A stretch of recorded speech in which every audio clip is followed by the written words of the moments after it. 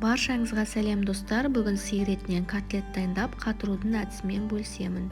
Ең алдымен нанымызды суға саламыз, жібітіп алып, судан сығып алып, фаршымыздың үстінен қосамыз.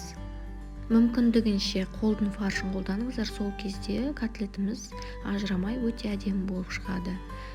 Одан кейін жұмыртқамызды қосамыз.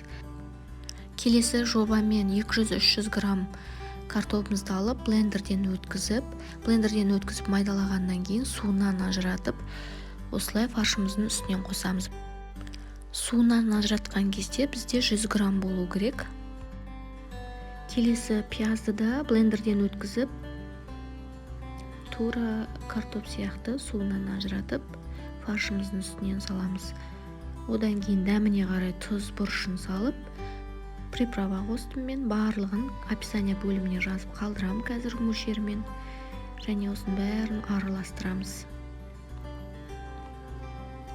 Жақсылап араластырып алып, барлығы бірдей болу үшін 70 граммнан 80 граммнан өлшеп, дөңгелектеп дайындап аламыз. Одан кейін видеода көрсетілгендей панировочный сухарики аунатып отырып, осылай котлеттің формасын жасап, дайындап, қатыратын ыдысымызға барлығын қойып шығамыз. Және морозильникке саламыз. Морозильникте 3 сағат, 4 сағат көлемінде толық қатады. Ыдыстан қатқаннан кейін оңай алынады. Пісіретін кезде морозильниктен алып, бірден майға қорсаңыздар да, немесе духовкаға салып пісіре бересіздер.